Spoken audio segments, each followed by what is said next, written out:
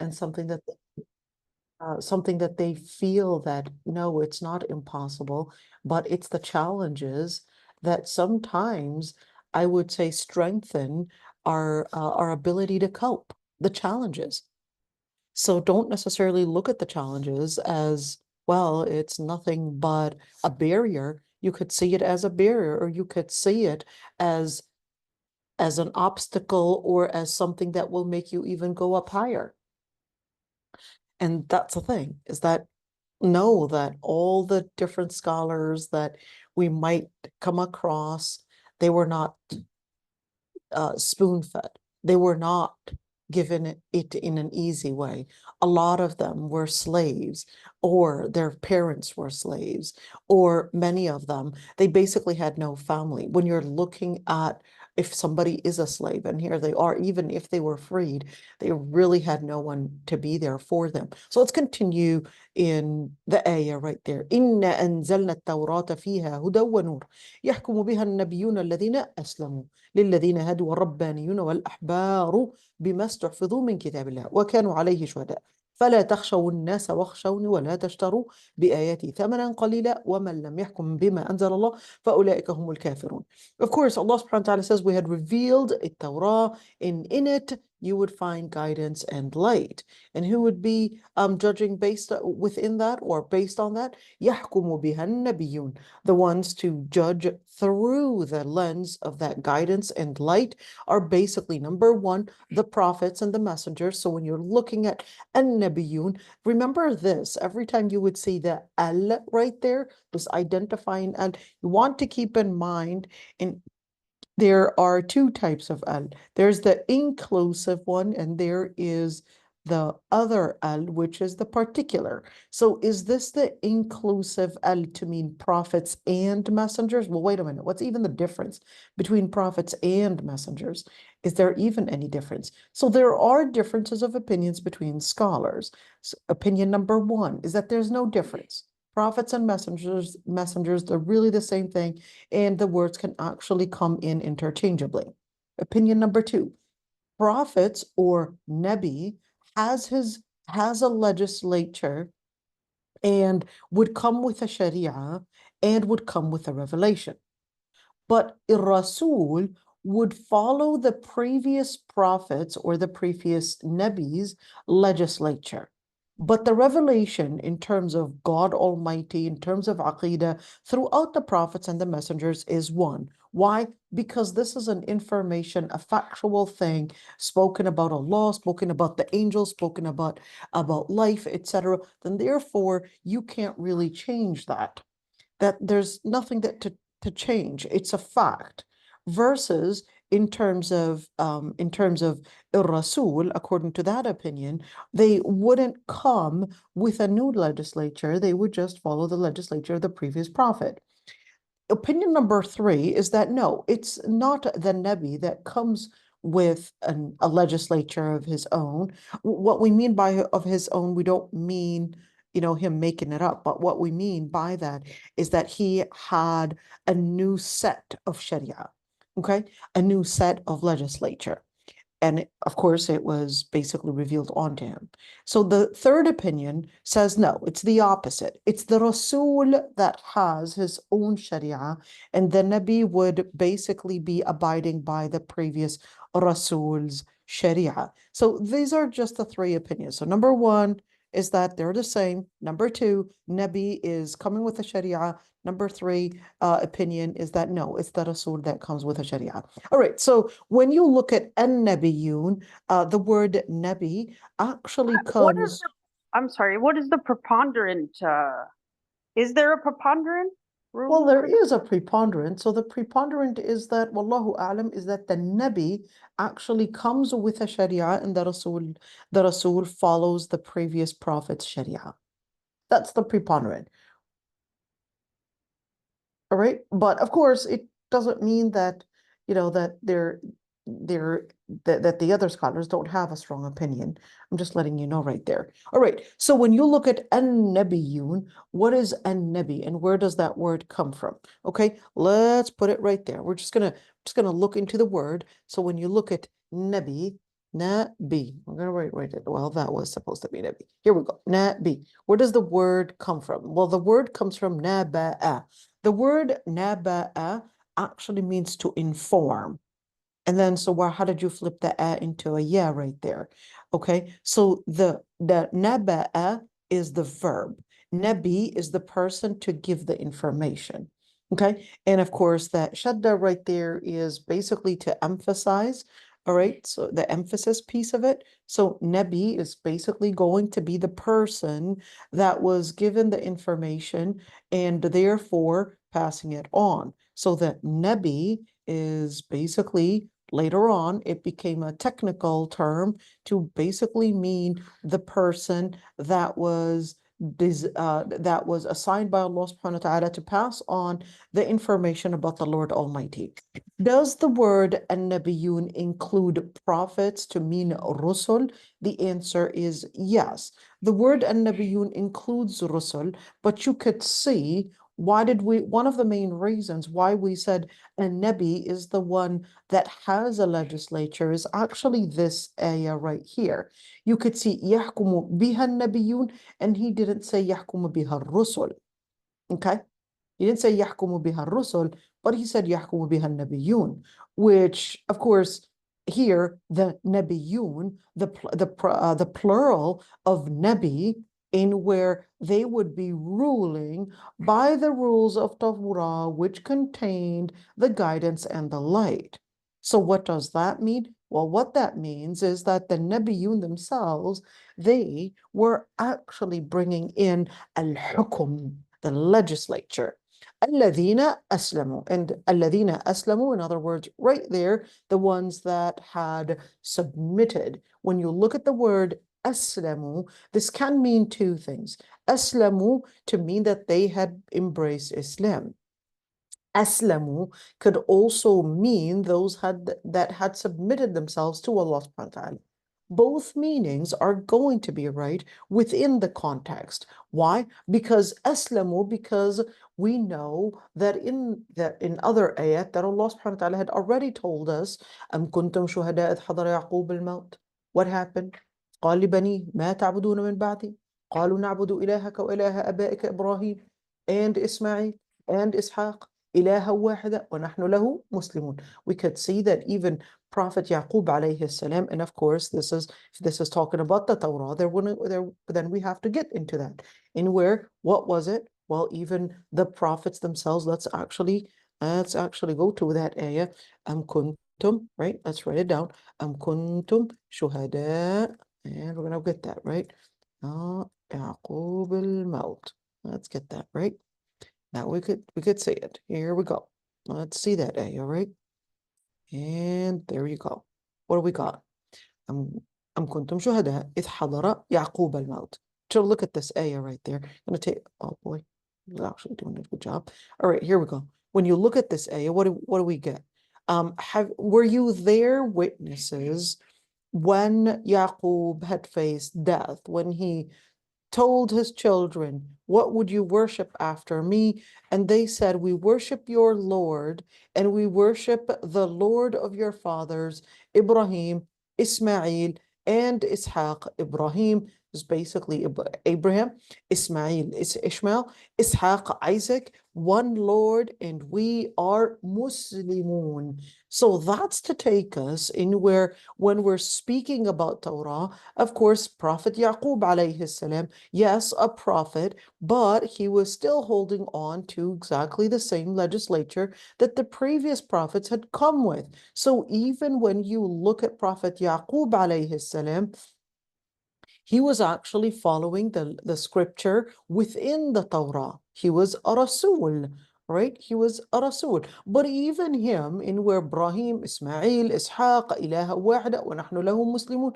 So what happened? Well, the whole submission was basically announcing it that we're all submitting to the Lord Almighty. We're all worshiping the Lord Almighty in the main aqidah, which is Islam. So when you look at right there, الَّذِينَ أَسْلَمُوا, it can mean exactly what the word Muslimun here means, which is basically following the Tawheed in Islam, or it could also mean الَّذِينَ أَسْلَمُوا, to really submit to Allah subhanahu wa ta'ala, meaning in submission to the Lord Almighty, in whether we're speaking about the Aqidat al-Tawheed that is in Torah, or the Aslamu, to mean submit themselves to what was sent as guidance and light in the Torah. All right, so let's move on right there in where الذين أسلموا للذين هادوا والربانيون والأحبار. Now we're going to get into some of the things. Let's say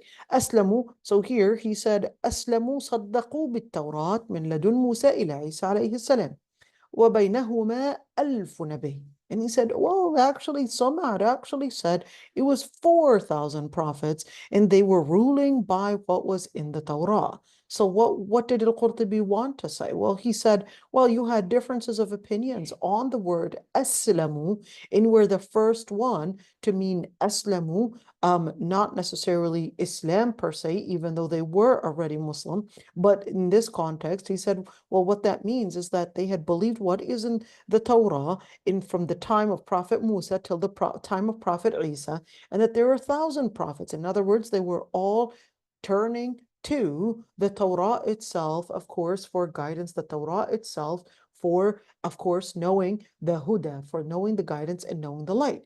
Let's see.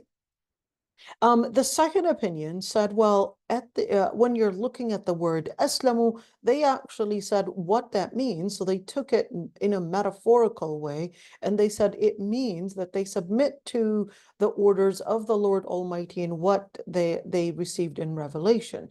Let's see. In where, of course, the other opinion where at the end wanted to say, well, this is an inclusive term, in where it's basically speaking about all the different prophets, all the different prophets throughout history, in where they actually had come with, one, submitting to Allah subhanahu wa ta'ala, two, they actually, oh dear, this is actually, submitting to Allah subhanahu wa ta'ala, and two, in where from the time of Prophet Ibrahim alayhi salam and to the time of all the prophets to ever come, that they were actually coming with the same Islam right there. Let's see, what about alladhina hadu?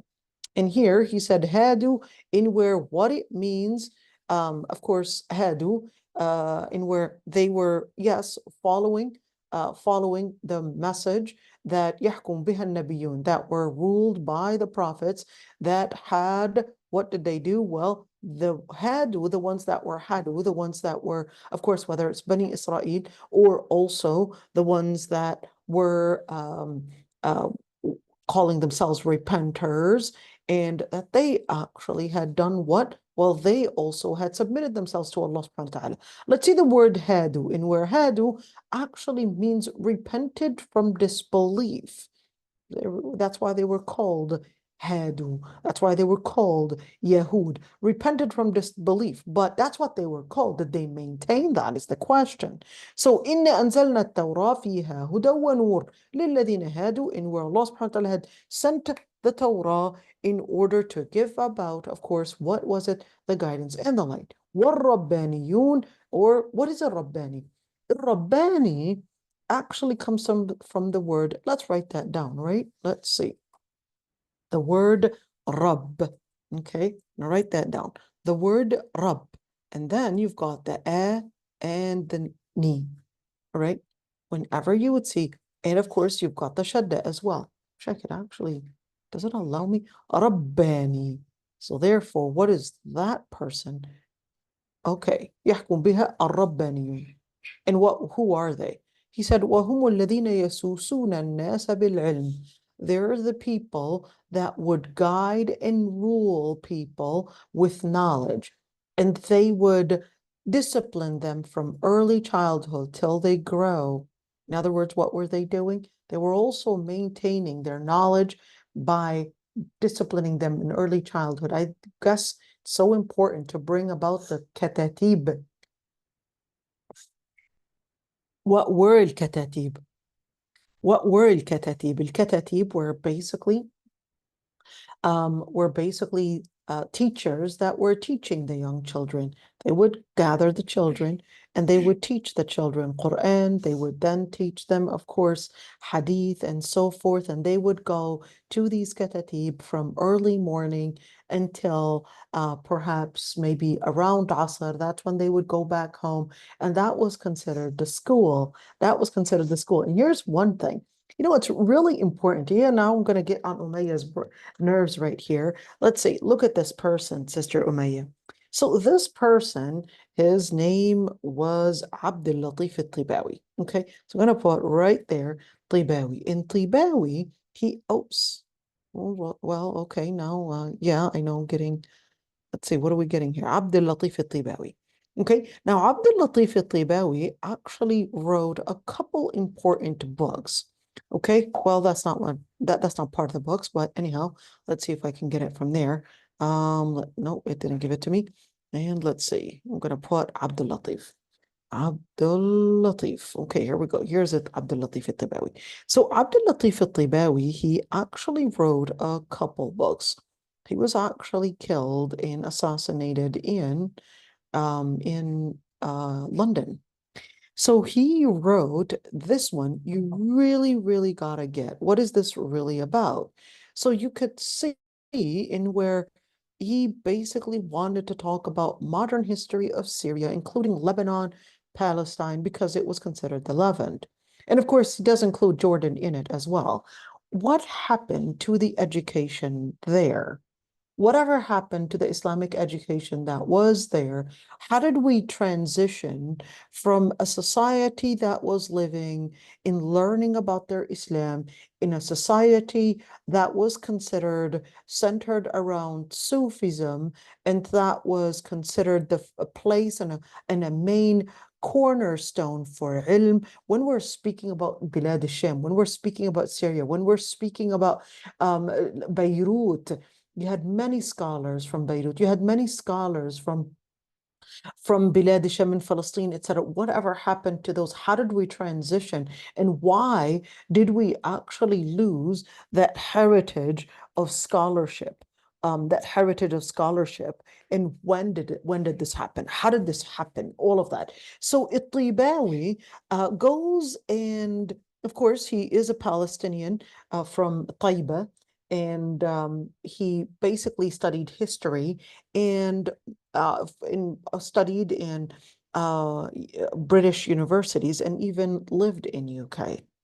So he goes and does this thorough study in how did we lose all of this, and he basically lays his fingers on the transition from the Katatib system to the new system that was introduced by the colonizing powers.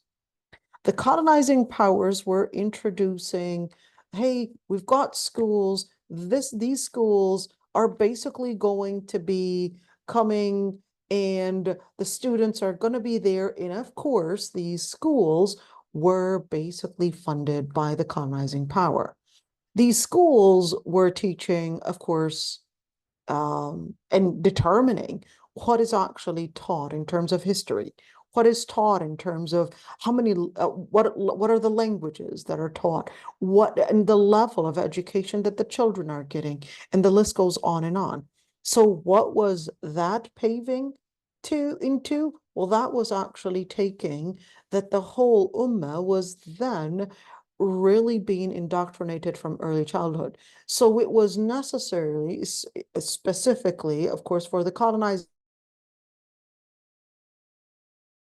powers controlling those areas, to make that subordination within the society, to basically see the colonizing powers not as colonizing powers, but see those powers as basically trying to give us human services and trying to get us into Was that that the education. French or the British? That was, so the French and the British were actually doing the same thing, but the French is actually, let's say, more slick in that, in where they were really going straight forward where no, they did not integrate Arabic studies. They did not integrate Islamic studies. They were straightforward doing missionary work and straightforward making it completely French, because the French actually considered that no, it's not enough to integrate that information. You had to fully make these people that we colonize into really feel that we are their lords. It's that simple. So that's why you'll have a lot of Algerians, you'll have a lot of the African countries actually speak fluent French. And you'd be like, how did they become speaking fluent French? And they never lived in France. Well, that's because the system, the colonizing powers in specifically France, still controls the society until the time of today, still controls the society into being considering themselves as really really belonging to France. Believe it or not, until the time of today, whenever Algeria whatever Algerian things happen, of course, it's always that, oh, here it is. The French leader is going to either put the blessing, approve or not approve. And of course, yes, the Algerians are trying to, I guess, gain some form of independence. You did have some Algerians actually stand up against this, and some and that's why if you look at the thing about, for example, Iman Khalif, that boxer, although I'm completely against women being in going to boxing. In fact, even boxing on men is haram, but that's a different story. Okay, but then what did they want to do? They were like, oh, we want you to answer the question in French. Why? Because you're Algerian, we need you to remember who your master is. That's us, the French. But of course, she said, well, I'm actually going to answer it in Arabic. So she answered it in Arabic. Now, that was not perceived well by the French, because that tells them that, oh, now our slaves are right now going against their own masters. That's what's happening. So, of course, they're definitely not liking it. Now, going back to Tibawi goes in details about, even lays out different statistics on how many schools were there, how many schools were closed down, how many katatib were closed down, how many students were attending, what was happening to the students, where were they going after studying in those schools. They were getting scholarships, the scholarships to study where, study in UK, study in Yugoslavia, or study in France, or all the, Sorbonne was considered like Harvard today. It was considered the biggest shot and all of that, or even Cambridge was considered like Harvard today. In Oxford, you studied at Oxford, that's it. You're going to guarantee that you are nothing but the biggest shot ever. So that was certainly one thing that was happening at the time, in where we're seeing that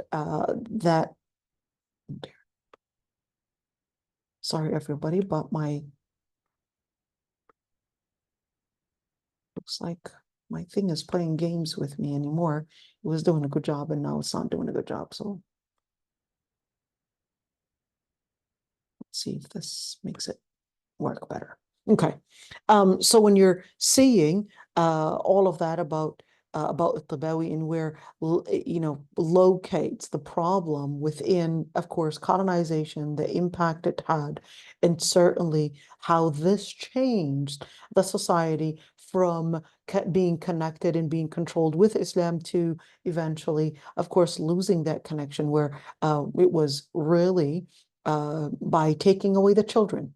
So the children were the main cornerstone. We may not necessarily see the importance of teaching children, but then Allah subhanahu wa ta'ala, of course, was teaching us about ir-Rabbaniyin, and where, no, they would take the moment to discipline the children, teach the children, and the influence and the major impact it has in changing the future actually starts from the children. So the British was different. The British wasn't doing their, I guess, let's say, indoctrination in that fierce way.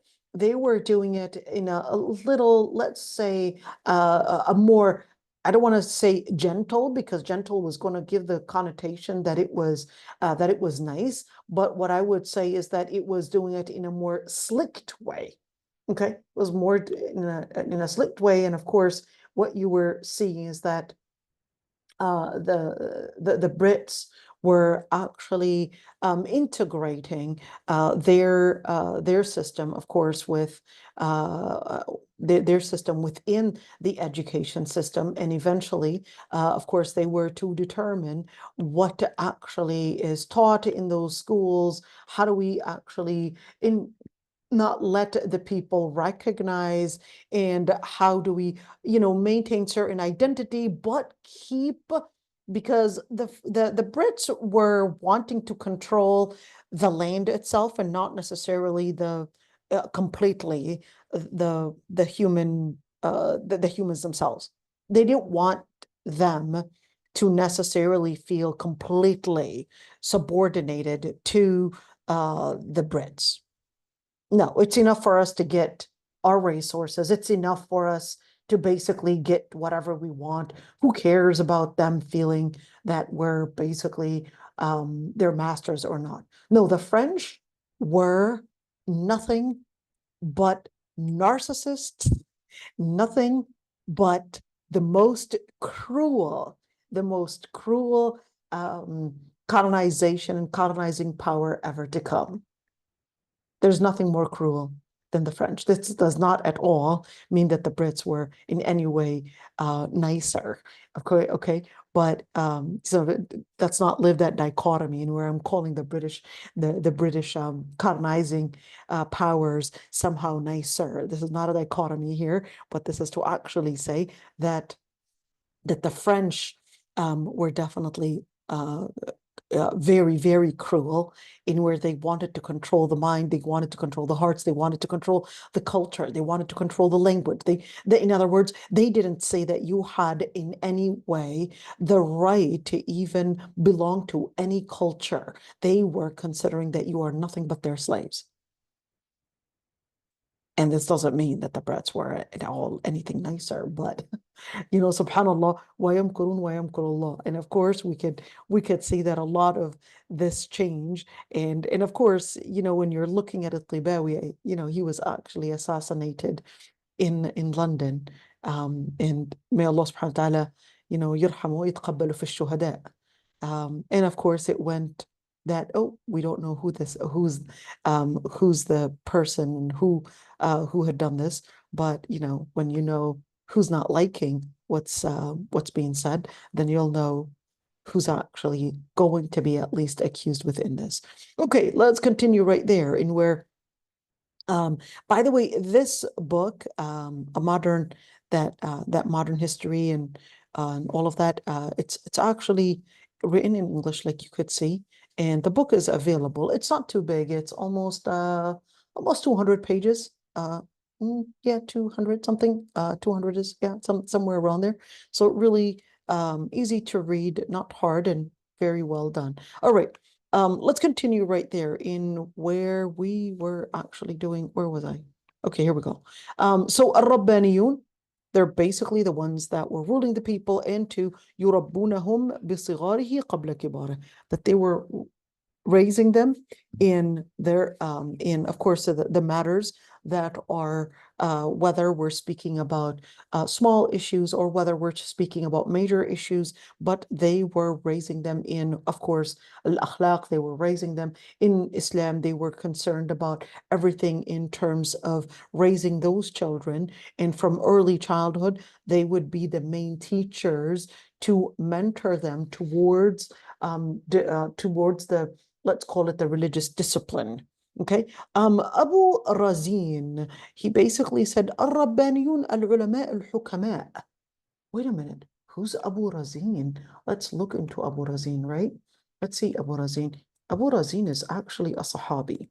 But yesterday I was actually looking into Abu Razin, and let's see, I thought it would be important to actually see who Abu Razin is. Let me share a screen and see who Abu Razin is. But before I open this, website, remember, I'm just going to just comment on some of the websites. So Abu Razin is basically, let's look into it.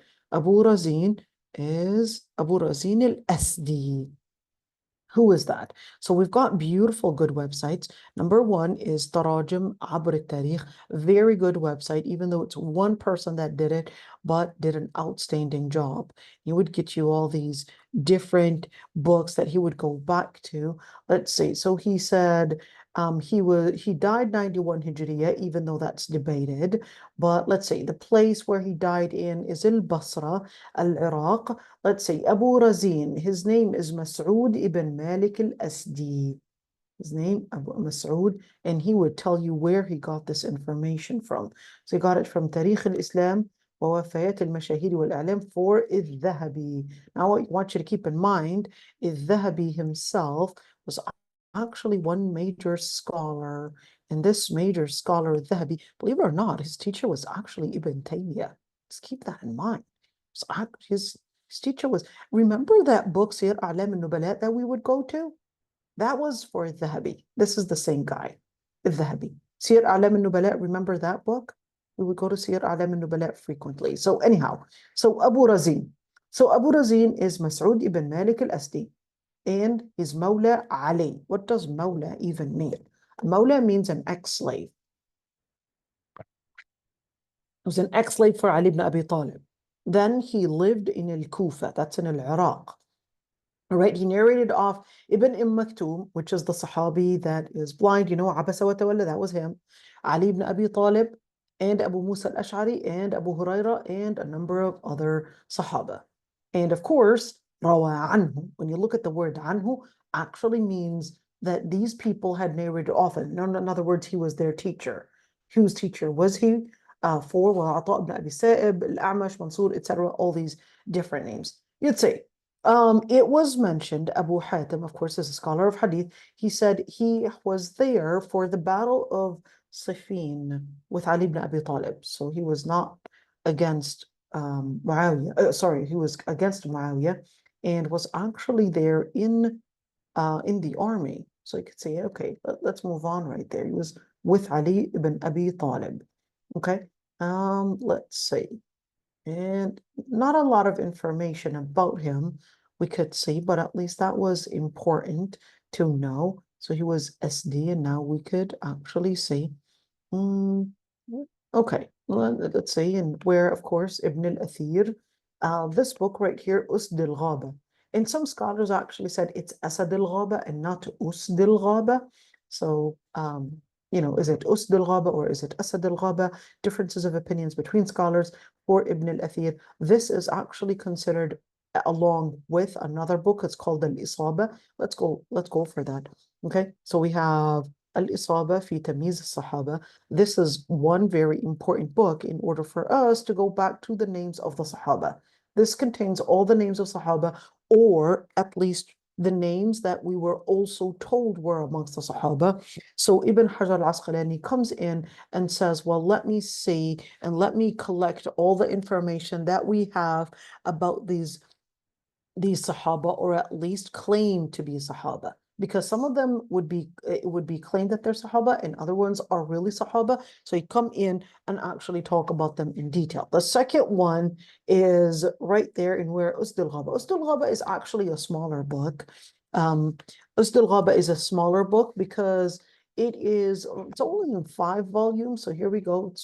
This one's actually in 8 volumes. Here's this one in 5 volumes. So you're talking about the other one was actually way bigger. There is another one. It's called Al-Isti'ab fi Ma'rifat al-Ashab. That one also has some information about the Sahaba. And of course, you got 3 volumes. So definitely not compared to the other ones. Okay. I'm just here, you know, are we seeing what we're doing the same thing? Okay, good. So just an idea in where do we get this information? Who is actually documenting all this information? Let's go back to actually see. I always want you to know which books contain all of this, because I want you to know the tradition and the heritage and where it's actually coming from. Okay.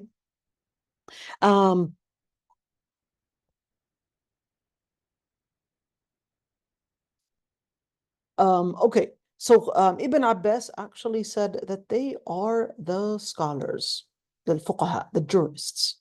So Abu Razin said that they were the wise scholars. By the way, there was a word that I used yesterday. It was actually the wrong word. I said polemic, and it was supposed to be polymath. It was supposed to be polymath to mean a scholar that is trained, or at least a knowledgeable scholar in different fields. Okay, it was supposed to be polymath. All right, so let's see. Ibn Abbas had said that they were the jurists, al-fuqaha.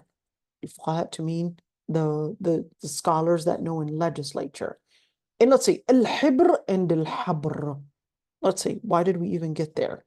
Because it said the ones that would rule in the Torah or through the Torah are basically the ones that submitted themselves. And of course, Rabbaniyun, those that are Rabbaniyun, is what we're actually talking about. All right, Rabbaniyun are the ones that are, of course, whether it's the jurist or and of course, let's see, what was it? Al-Hibr. Okay, we're then going wal-Ahbar. Al-Hibr and al-Ahbar. Well, what does al-Hibr and al-Ahbar actually mean? So the word, you could see right there, al-Ahbar is a plural. Well, let's look at the word. In where al-Hibr, the word habara. This is the root. The root is always going to be past tense. So habara is the root. Let's see. In the first one, al-Rajul al-Alim. So al-Hibr or al-Habr is basically the knowledgeable man. And where is it taken from? In other words, when we say ma'khudun min, means extracted. Where is it derived from? Where's the whole idea derived from? It's derived from at-tahbir. At-tahbir actually means to perfect something. So they would be perfecting knowledge? No.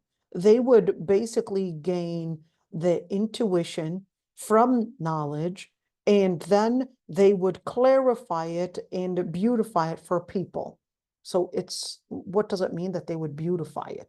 What it means is that they would present it to the people and let people know the importance of taking this knowledge. So muhabbarun fi sudurihim. Where does the whole idea come from? Well, that it's actually beautified in their hearts. They're seeing the world through the lens where their chest or their hearts are basically seeing the world through this guidance and through this light. So that's where the whole idea is coming from. Mujahid on the other hand, well, wait a minute, who's Mujahid? So remember, we want to try as much as we can to actually speak about the scholars and really learn about the scholars and not just, read off of them. Let's see, we're talking about Mujahid right there. Okay, just going to go right there. This is my favorite book. Remember, we were talking about Ibn Qaymaz. Here we go, al-Dhahabi. By the way, al-Dhahabi is actually Turkomani, everybody. He was not Arabi. Okay, and this is important to keep in mind. Remember that, because oftentimes we would think of the scholars as only being Arab, which is actually not true.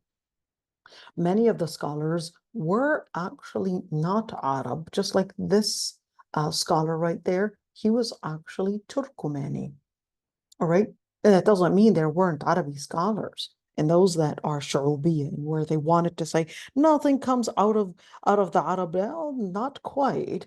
You had the ummah was one ummah, one body. Okay, let's see about Mujahid and who Mujahid was. So Mujahid ibn Jabr, who's Mujahid ibn Jabr? He was called an imam, in where he was the scholar of all the Qurra. He was a scholar of tafsir. He was mawla. Hey, this is a key word right there. He was actually an ex-slave for Asad ibn Abi Sa'ib al-Makhzumi.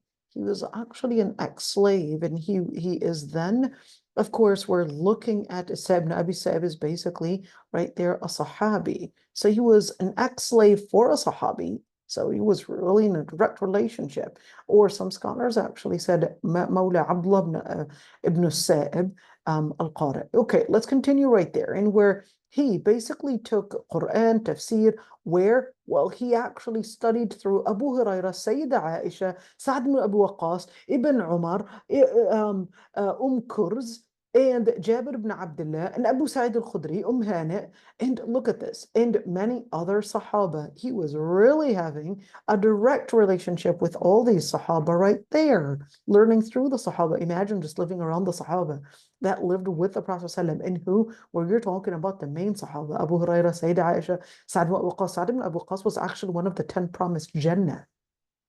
Abdullah ibn Umar ibn al-Khattab, the son of Abdullah of Umar al-Khattab, who the Prophet ﷺ actually said and even promised Abdullah ibn Umar al-Khattab that he would be in Jannah himself.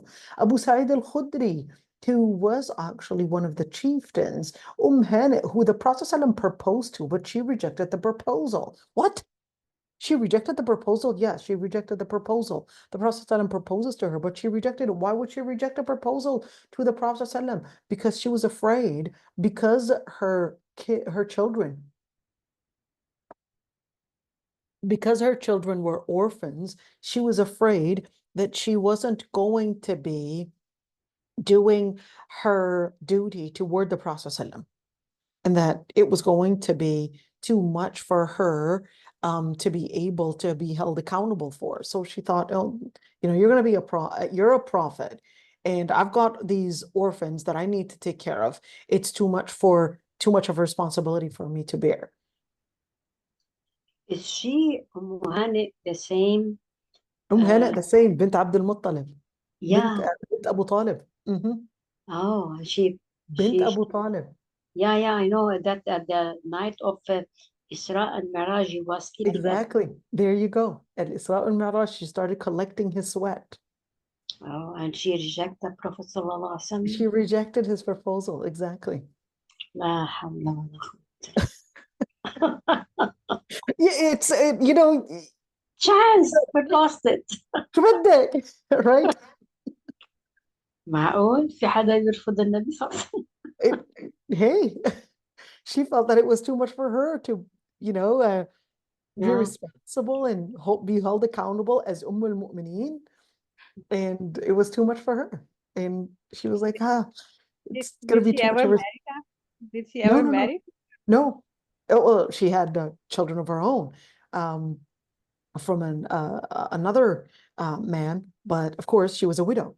But of course, lived and continued that way. But hey, everybody's concerned about that. It's like, I mean, she always be widow. She never been married after. I don't really know all their details of what choices she made in her life in the future. I'll have to go back and research that. So that'll be really interesting. You guys are really concerned about Hani. Let's see what Hani. We really need to know what happened to you, right? They were really concerned. Did she really marry? Let's see. I think I'll have to do my own research to really see, what happened, because this is important, right? Now, Sister Umayyah is not going to be able to sleep till she get married, whatever happened. Yeah, comes the 1,001 night stories, those kind of stories, and I'll keep you awake all night trying to figure out what's going to happen tomorrow, and that way you won't kill me. You're my biggest point. Exactly. It'll be what Shahrayar and Shahrazad stories. Whatever. So where you search about Hani, which marja? Remember the books that I showed you earlier? The story, the books. If you want any stories, any accounts, any information about Sahaba stories, you basically are going to go to these books. You're going to go for number one, you're going to go for Isti'ab fi Ma'rifat al-Ashab. And of course, you will have the women actually be in a separate volume. They won't put the men and the women together. Okay. And the second book is Usd al-Ghaba. It will also have just one separate volume for the women, Sahabiyat, and الإصابة في تمييز الصحابة is definitely probably the largest book in this. And if you didn't want to download all of this, it's really simple. Let's go Hanit right there. Okay, we're gonna go Hanit bint Abi Talib, and here we go. We're gonna go Hanit, and the resources that you can go to. Let's see. In where, here we go. You've got Tarajim. This website basically does it easy, and where it will lay out all those, that's the website that we were going to. And let's see, he got you already. If you didn't want to download al-Isti'ab, he already had that for you right there. So okay, so this is her sister, or in fact Hind bint Abi Talib, Hanit. Her name is Hind bint Abi Talib. Okay, and she had a couple sisters, but we'll see. We'll talk about those later. All right, Waqil Fakhita, or some had actually said her name was Fakhita. So what you would get out of the books, okay, he basically, in this website, he did it easy for you and basically gave you the excerpt and did it easy and basically told you, well, what you were going to get out of an isti'ab, I just got it for you. Here it is. You don't even have to search the book. You don't have to even download the book and nothing at all, because you've got it right there. Okay, so this is the information that you would get in what was the book? Al-Isti'ab. Let's see, her name is Hind bint Abi Talib, Hanit. Is that there are differences of opinions on what her actual name is, because she was famous with her kunya, with her nickname as Hanit. Let's see, her name, some said it was Fakhita, and he said, let's see, in where Zawjuha Hubayra ibn Abi Wahb. And what happened? Well, he basically fled to Najran, basically fled, of course, Najran was basically northern parts of Saudi Yemen. Arabia, and her husband didn't die, but he actually ran away and left. So Aslamat Hanit, his wife, Hanit, and of course the Prophet ﷺ, of course, well, this is the poetry right there. Let's go in and actually see. There's another quote also from Al-Isti'ab, in where pretty much, well, it goes in details about that. Okay, all of it. Let's see. I'lam lil-Zirikli. I'lam for Zirikli is Zirikli himself is actually Turkish, and he is actually modern. Let's look at that. This is actually one of the most important books that we used to go to, Al-A'lam for Zirikli, and let's see right there. I think all the students, when they do their graduate studies, this is one of the most important books that they always have to get introduced to. All right, this book right there, it's more of a bibliography, and where you could see, not too big, 8-9 volumes.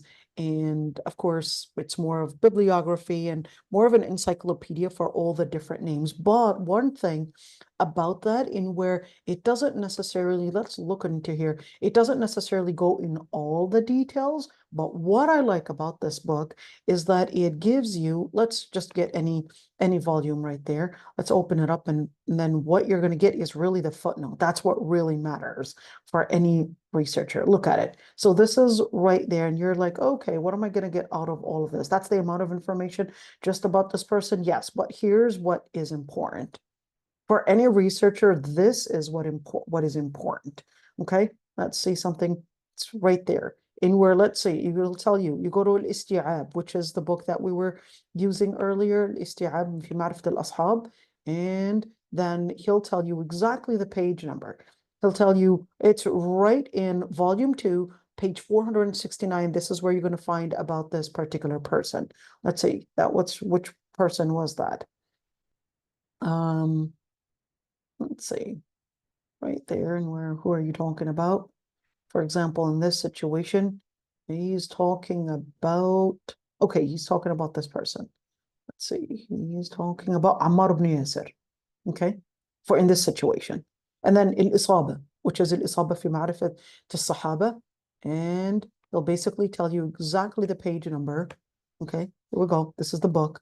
Instead of you going to all of this, what Al-Zirikli had done for you, and he said, well, tarjama, the number, the person number that he was going through is basically number 500, where was it? 5,706. And then for Tabari, Hilyat al-Awliya, As-Salmi, etc., he'll basically give you all the different references if you wanted to get more information. You see that? So anybody that's doing their graduate studies, just get a taste of it, the fun.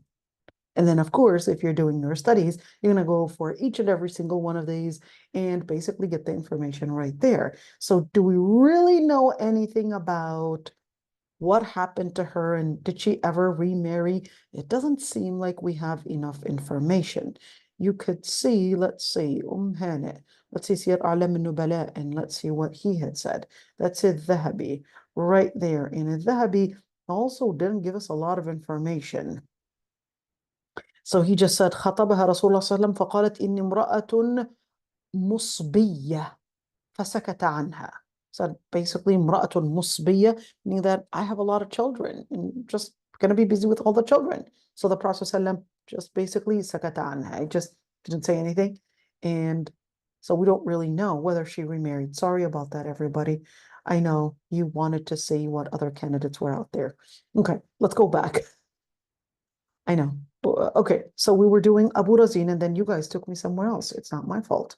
Okay, here we go. So we were doing Abu Razin, weren't we? No, we were doing Mujahid. You guys really got me lost. We were doing Mujahid. And then from Mujahid, you got me out completely. We were doing Mujahid and we were doing Mujahid ibn Jabr. This is what we were doing. You guys took me out. Yes, I'm the one that's focused. Yeah, there you go. So happy about myself that I was capable of being focused. I usually am not. Okay, let's see. And we said that that's exactly what we're doing. Mujahid ibn Jabr. And Mujahid ibn Jabr, we were looking into all the Sahaba that he had learned from. Okay, let's see right there. And we're just trying to go really quick. In there, in Sufyan al-Thawri, he said, you want to learn tafsir, you got to learn tafsir from 4 people. Mujahid, Sa'id ibn Jubayr, who was killed by al-Hajjaj, and Ikramah, and al-Dhahhak. And of course, Mujahid was basically described as the most knowledgeable in tafsir. Okay, those accounts are really important for us to just keep in mind. Okay, let's just get some really quick information right there. So let's see, and where he had died. I like at least, not everything in Wikipedia is necessarily authentic, but I really like going into these years, because sometimes it saves you a lot of time to actually just look at those dates and helps you just see. So 642, the Prophet ﷺ died 635 year Hijriya. All right. So basically just a couple of years after that. These are approximate dates. Those are not accurate dates. Just keep that one in mind. Okay. He was 80 years old when he had died. Okay, let's move on and actually get to what we were doing right there. So let's see. Mujahid, since he's the main scholar, now we know Mujahid ibn Jabr, that he had said, Ar-Rabbaniyun fawq al-Ahbar. He said, Ar-Rabbaniyun are actually in a higher rank than al-Ahbar. Why? So al-Ahbar were basically the scholars, but al-Rabbaniyun were actually disciplining others in the words of Allah subhanahu wa ta'ala in Islam. The Rabbaniyun were basically applying the words of Allah subhanahu wa ta'ala in their life. They were really living the words of Allah subhanahu wa ta'ala. And what about Rabbaniyun? And he said this, and this quote, al-alif wa nun lil-mubalagha, this is not for Mujahid. This way of speaking is going to be for al-Qurtubi, in where he said, well, you're talking about Rabbaniyun. So what we're doing is that this alif right there, okay, and this noon right there, and to both of them together, it's in order to show mubalagha. It's in order to show, not necessarily as an exaggeration, but in order to show more of more of the magnificence of something. So remember in mubalagha, we said the word can mean superlative.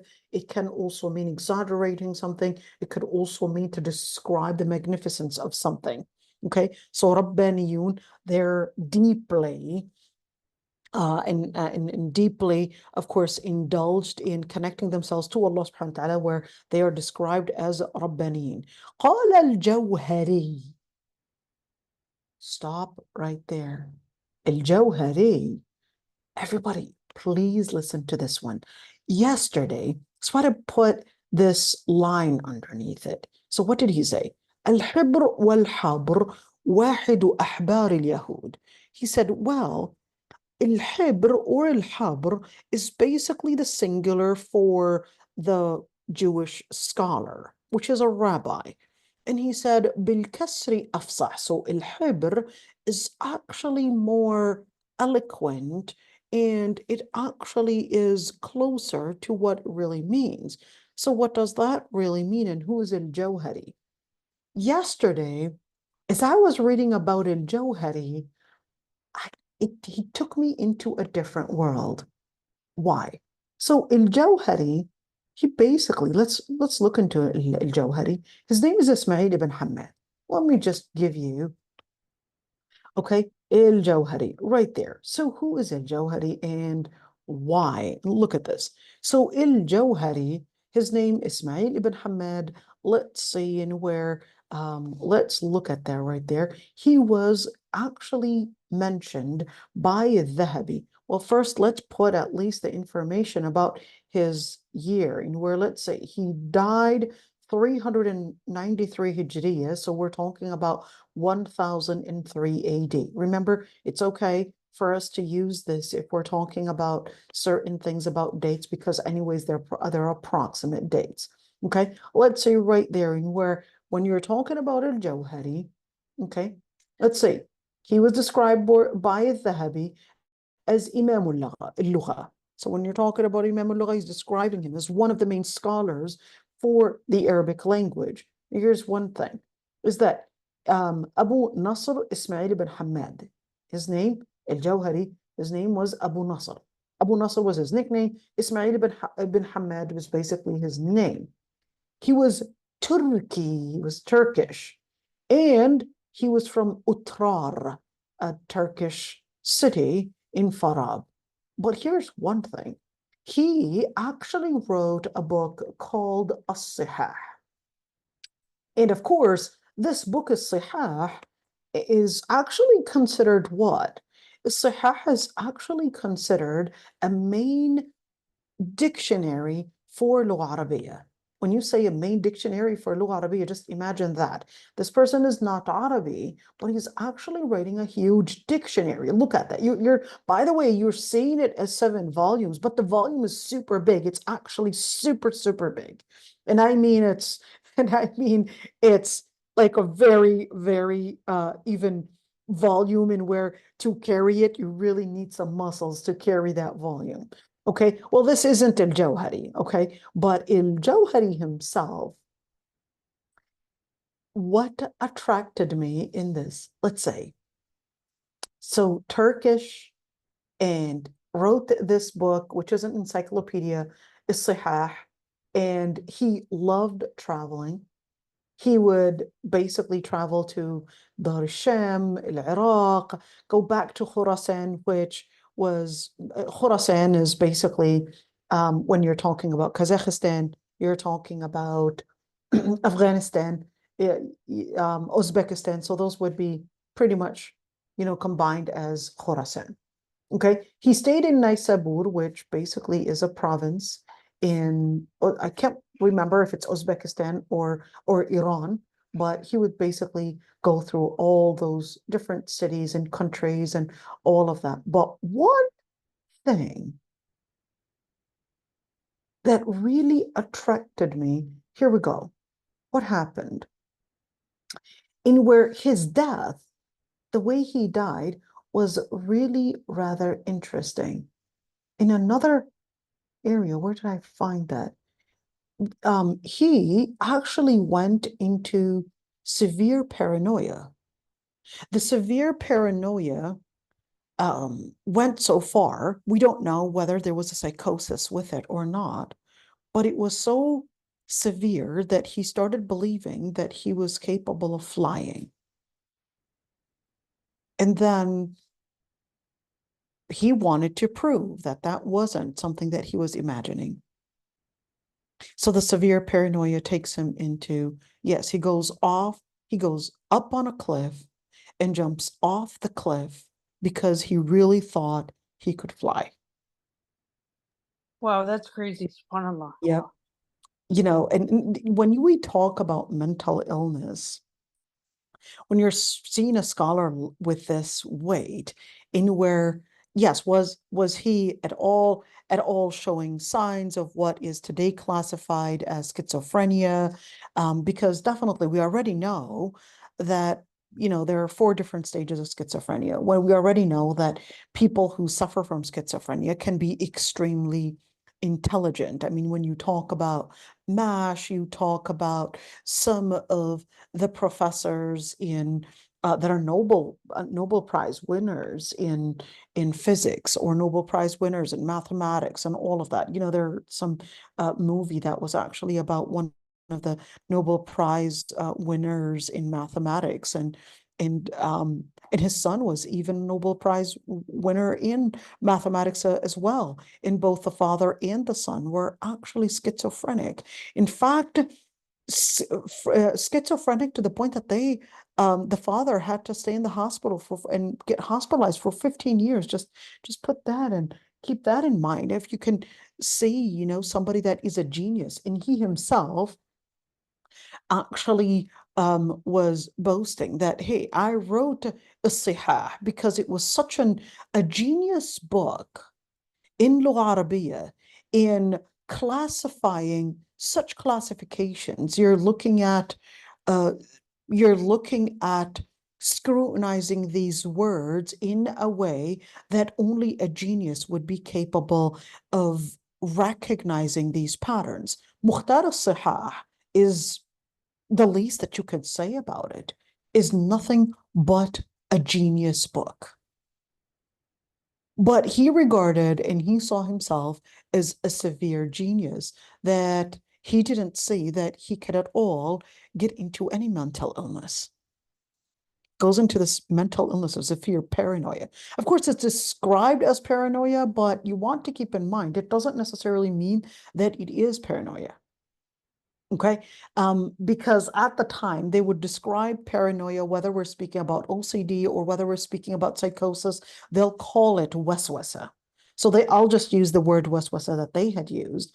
But today, of course, the psychiatrists and psychologists would actually have a different classification, where one is psychosis, where the person gets words that are or things that would be talking to them, and they would tell you that they're hearing sounds, etc.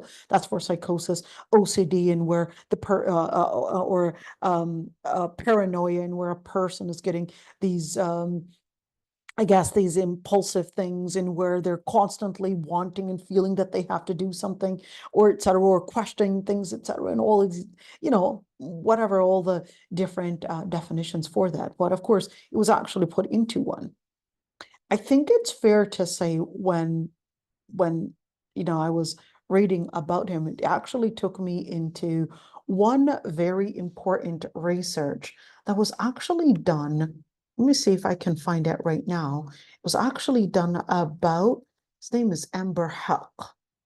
Amber Huck, he's a psychologist right there. I think it's fair to say he's one of the most important modern scholars that actually wrote about Islamic psychology. Amber Huck, and he wrote a very important research. It's not too big. I mean, it was an article that was written in a journal about Islamic psychology, and he goes in details about that. I wish I can find it really quick right now, but this is it. Oh, wow. SubhanAllah, right there, just popping in my face. Oh, SubhanAllah. And let's see if we can get the full PDF. Okay, now you have all the information. Okay, that's it. You guys are going to scam me. Oh dear, that's it. I'm getting scammed. For sure. Well, I'll just let it pass because I don't want my information to be given but to Noura because I don't know who else is down there. Let's see. Okay, yeah. Anyhow, so this right there, you could easily get it. You could see that you could even download it for free. And in just a couple pages, he actually does an outstanding job in talking about Islamic psychology and psychology from Islamic perspective and all the different scholars that throughout history that had spoken about psychology and Islamic psychology and what accounts and what knowledge that they had contributed and what hospitals they had designed and what was the hospital based on and in a tib and what was that looking like, medicine, what does that look like, how does psychology differ from psychiatry, how did they even put the classifications, what are the books that they had written, which scholars were considered as the pioneers for this knowledge. And one other person to mention, so Amber Haq, he's Pakistani, but another person that I think is fair to mention is Rania Awad. This lady, I must admit, I am very impressed by this woman. Very, very impressed, mashallah. Had an ijaza in 10 qira'at, mashallah, and studied psychiatry from Princeton University and a professor there, mashallah. I am very impressed, mashallah. Could always see, always smiling, always smiling. And even when she's delivering about the most sophisticated lectures, I don't know how she can maintain the smile all the time, but she would still be smiling. And may Allah subhanahu wa ta'ala, Ya Rabbi, make her Smile is a sadaqah. exactly. May Allah subhanahu wa ta'ala make her from those that would smile, Ya Rabbi, when Allah subhanahu wa ta'ala would tell her you deserve Jannah for passing out those smiles. Anyhow, so she actually did a number of different studies in regards to Islamic psychology and Islamic psychiatry throughout history and would go back to really, I would say, scrutinizing it and bring into I guess, into our knowledge, because of course, there's one thing I would say is that within the Muslim community, the part about mental health is very much misunderstood. And then we live under the impression and thinking that no, all you need to do is ruqya. And therefore, all the mental health, we would just put it in the category of sihr and black magic. It takes you back all the way to how Europe was actually living in the Middle Ages. So she comes in and actually says, well, I don't understand why we actually live under the impression that it's all black magic, when no, the early Muslim scholars actually had a deep study and classification in regards to mental illness. So you could see, for example, a Jawhari right there, in where despite his ilm and of course despite his deep intelligence that went into this sad mental illness, and where he wanted to prove it. I mean, of course, he was the second person after Abbas ibn Farnas to attempt to fly. But of course, definitely was not landing on a safe landing, because it was definitely a severe mental illness. He wasn't the only one, in where if you were to talk about, yes, Jawhari is one, but he wasn't the only one, in where you had a lot of scholars that they classified as, well, they will tell you اختلط في آخر عمره or اختلط في منتصف عمره, in where they would use the word اختلط. And the word اختلط, I would say, is a very comprehensive word, in where what they mean, where he went into confusion. And this is so common that they would actually use about different scholars, like al-Hakim al-Naysaburi, where they would say اختلط. He went into some severe confusion. And of course, and where not giving time, perhaps they're just constantly getting into that knowledge. Was it the food? Was it the lifestyle? Was it all those different triggers. I don't know what they are, so we'll let the psychologists and psychiatrists actually study that. But it was so common that we had Muslim scholars actually described into this kind of an illness. اختلط. Was it dementia? Was it some form of mental illness? So this was actually very common. Just keep that in mind, in where don't rush in considering that if somebody goes into some form of mental illness, that means it's their fault. That means it's lack of deen. That means they just didn't work hard enough in maintaining their deen. I mean, you're looking at some of the greatest scholars in Muslim history actually go through different types of mental illnesses.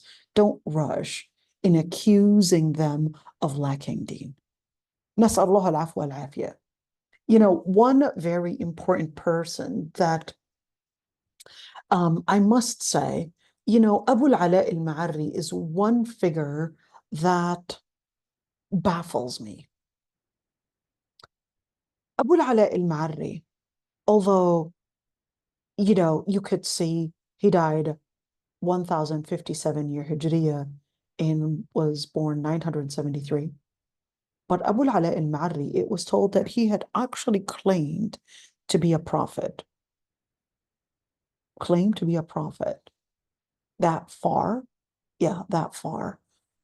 And of course, his lifestyle, when you read his poetry, you could really see nothing but a completely pessimistic person, a person that was a genius to, let's say, write the poetry in such deep eloquence that only a genius would be capable of doing. But he was also going through some form, if we were to actually diagnose and, I guess, and evaluate Abu al-Ala al-Ma'arri through his poetry. We're going to go to his poetry and just see in where he's talking about death. He's talking about life being meaningless.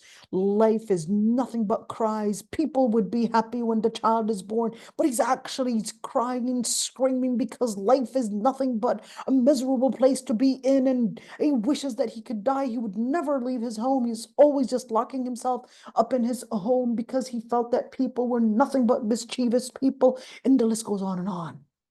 And where not only that, but he even, like I said, described himself as really a prophet.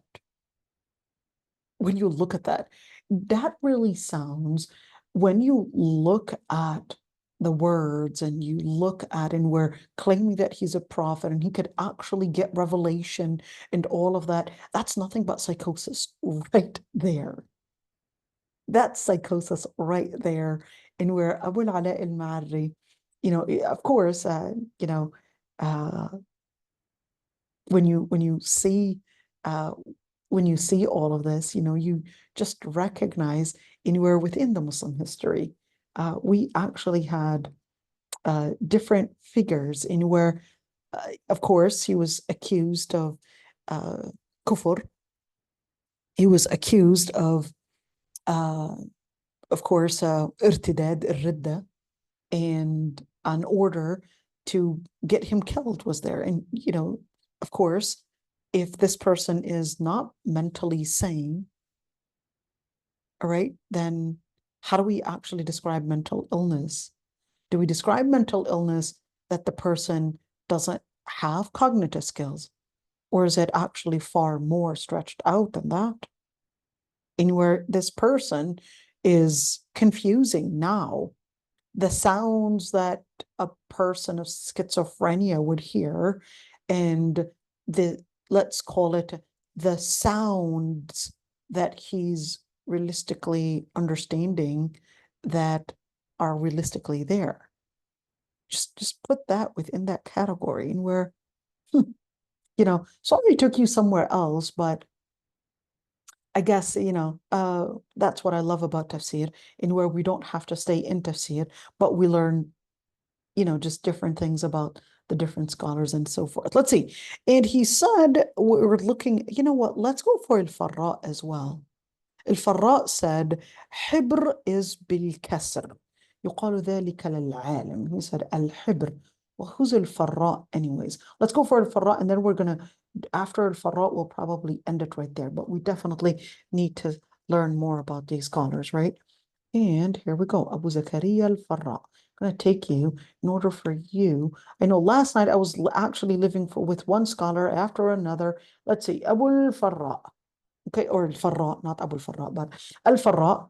You could see, this is what I like, those dates right there. All right, died 822 AD. Okay, so we're looking at, what was that? Okay. Okay, so he was basically, okay, let's go right there. And why are we going for this?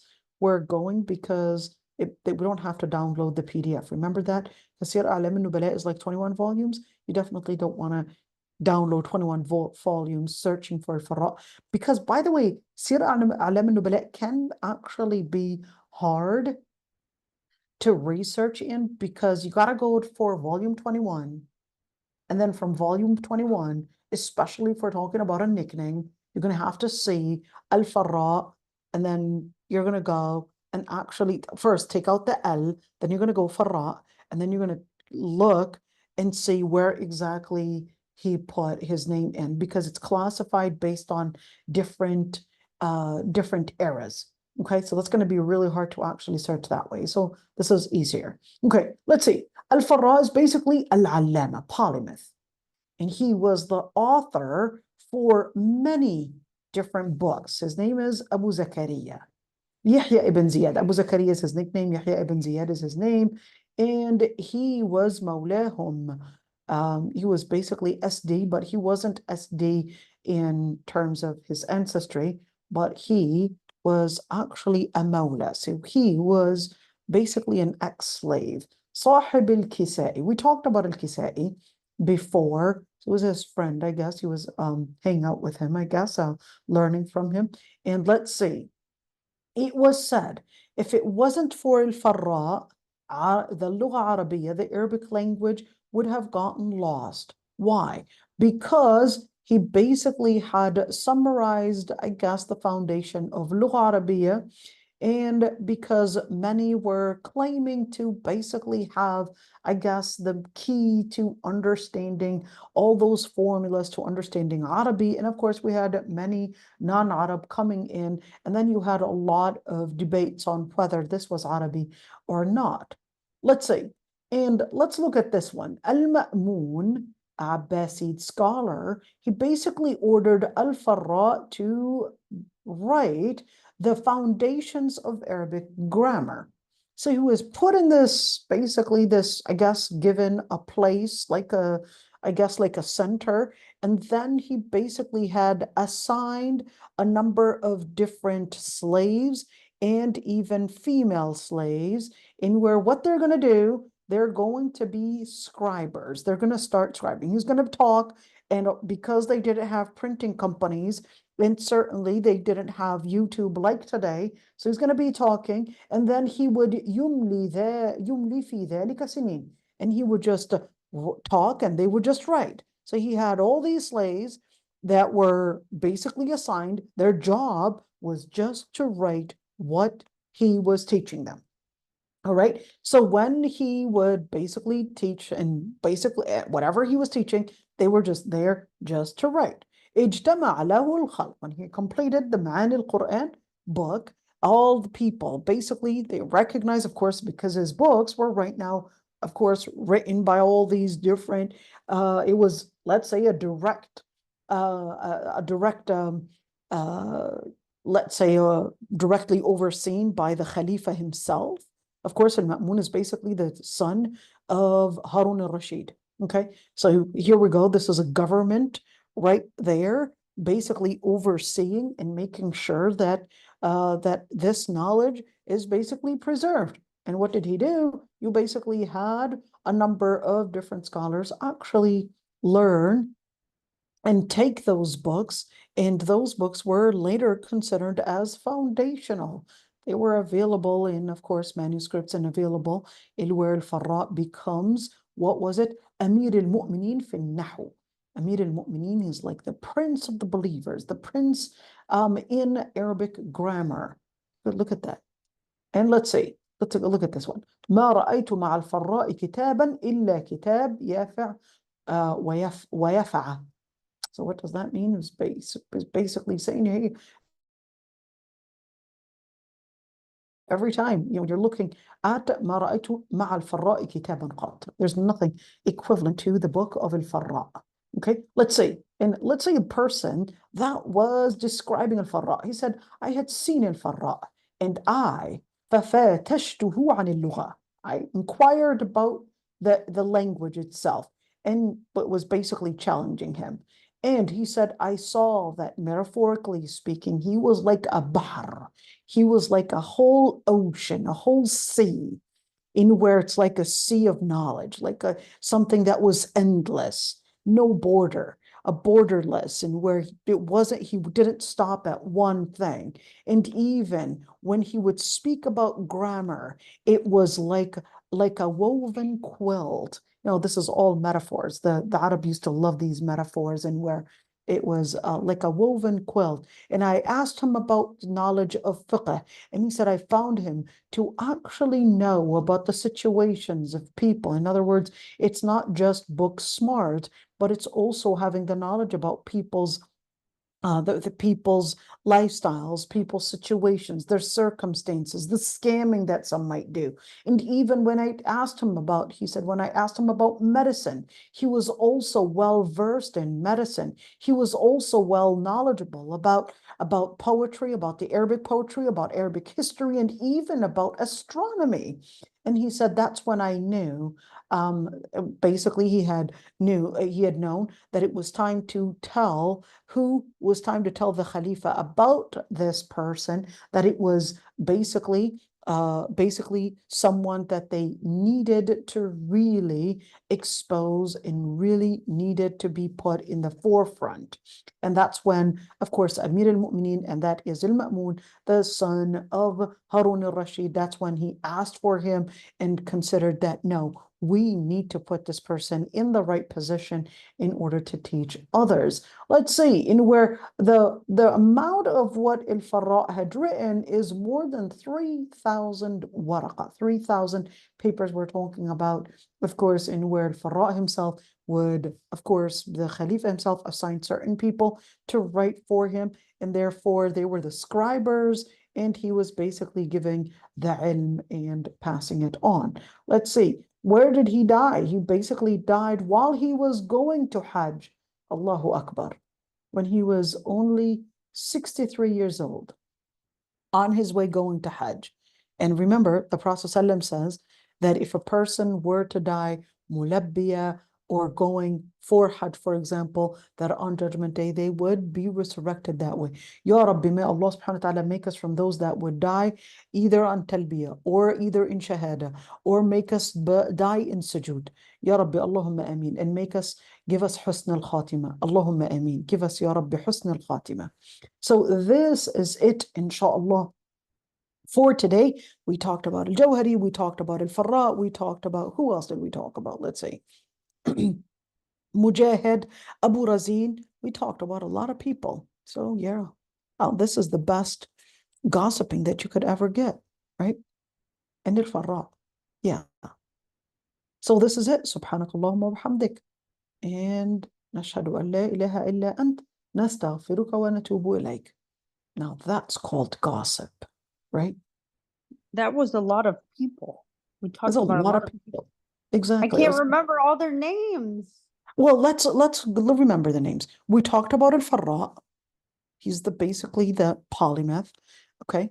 And we talked about al-Jawhari. It's basically the one that wrote Sahih and basically had eventually died of that mental illness.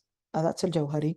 And we also talked about Mujahid ibn Jabr, who basically was a tabi'i, got the information and learned from a number of different Sahaba, including Hani, including Abu Sa'id al-Khudri, including Abu Huraira, including Sayyidah Aysha, including Abdullah ibn Umar.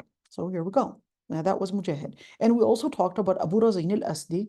And Abu Razin al-Asdi, we said he was a Sahabi himself. So we talked about that. And we said he died 85, 90-year Hijriya. So those are the scholars that we talked about today. Well, one Sahabi. We should make a list of all the scholars that we talk about in all our classes. Exactly. We should. We should. We should. Yeah. So just a little. Oh, we also talked about a little bit. We didn't go in details about Hanit, right? And we were concerned to see whether she ever remarried, right? So this is it, inshallah. And let's see. جزاك الله خير حبيبتي.